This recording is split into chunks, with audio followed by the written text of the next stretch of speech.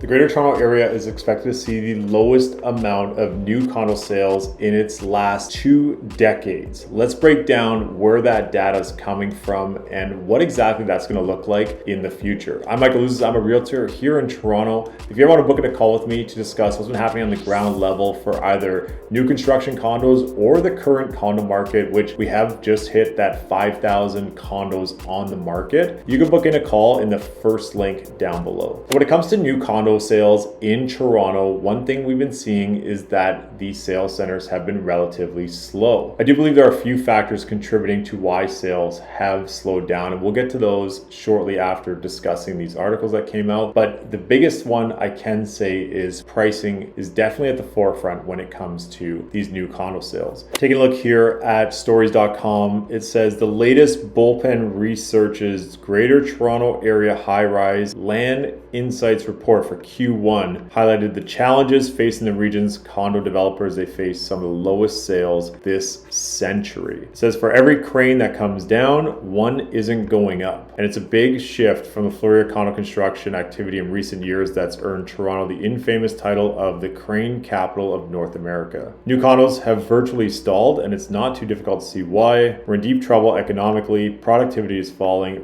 real incomes are falling, we can't build housing for the middle class, and first-time buyers are extinct. We're going to hit bottom, but we still occupy one of the best pieces of real estate on the planet, and there are lots of people who want to be here. So if we can get our act together on some systemic problems, we could really take off, just a matter of when that will happen. And that was from Richard Lyle, president of the Residential Construction Council of Ontario. Anytime these articles discuss how new condo sales have slowed, it's important to see what the root cause is. And the first one is pricing. And there are a couple reasons why pricing remains high when it comes to new condo construction. On the resale market right now in the city of Toronto, you could typically purchase a condo anywhere between that $900 to $1,100 a square foot. But on the resale side, the lowest pricing I've seen across the board in Toronto, so with a Toronto address, is around that $1,400 per square foot, not including parking, and the unit sizes aren't exactly huge. I have seen as of late some properties that have been selling over $2,000 per square foot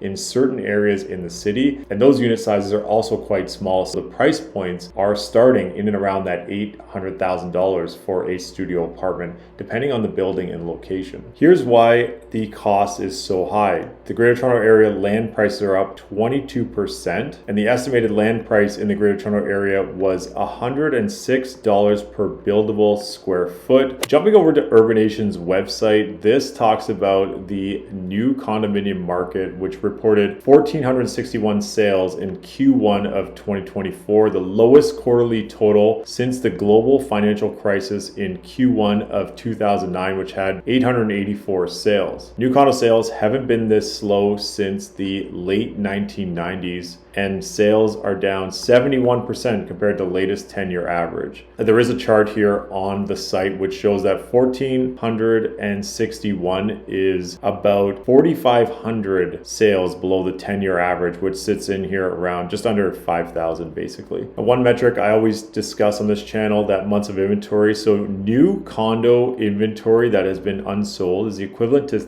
30.6 months of supply. In the 905 region, that supply was equal to 16.8 months. And 905 is outside of Toronto, which is the 416. And that region continues to edge higher in Q1. The average price per square foot in the 905 region is about $1,161 per square foot. But in the 416, the average price per square foot is $1,373, which as discussed was around that $1,400 per square foot. And the incentives are definitely there when it comes to purchasing right now, among which includes free parking or reduced parking, reduced or no development levies, reduced deposits of less than 15%, rental guarantees, even broker commissions, which I actually think they should just pass these along to the buyers, interest on deposits, and mortgage assistant programs. One of the biggest things that stands out here is that many of these projects are remaining relatively unsold, and if they don't hit that 70 to 80% sold, they won't be able to get their financing to build in the future. And this could play a significant impact as we head along into 2026, 2027, and 2028. And this also mentions from Sean Hildebrand, who I've heard Sean speak, and he's super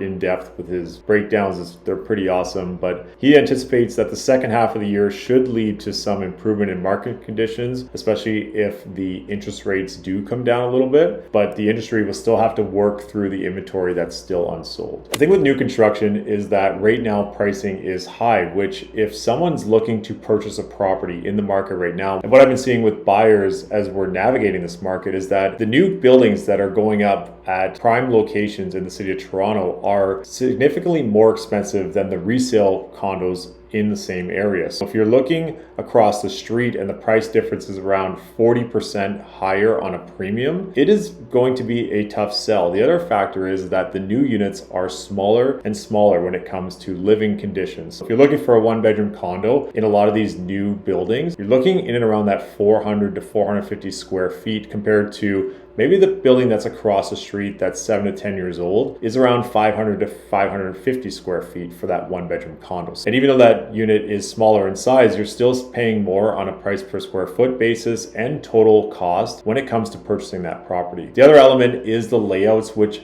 I haven't been too big of a fan on a lot of these new layouts in these buildings, because if you are building a one bedroom with 400 square feet, you have to be super specific of how you really want to break down what is a functional floor plan when purchasing. And the two things that I personally look at when looking with buyers to help them navigate shopping with a floor plan is where is the TV going and what is the bedroom width size? So can you fit a bed comfortably, for example, a queen versus only a double or a single? Because the floor plans, they can put a bed picture in there, but it might not be specific to size. Same thing goes with a TV. They can show where a TV could go, but really if you can't put a couch in front of that TV, it may not be the best layout for someone looking to fit comfortably in a one bedroom condo. Those are just two aspects when it comes to those floor plans, and maybe I should consider doing a video on floor plans in my next couple videos. And you could drop a comment down below if that's something you'd like to see on this channel. I'd also like to hear your thoughts when it comes to purchasing something that's brand new, even though it's smaller, versus purchasing something on the resale side for 30 to 40% cheaper today compared to 5 years from now.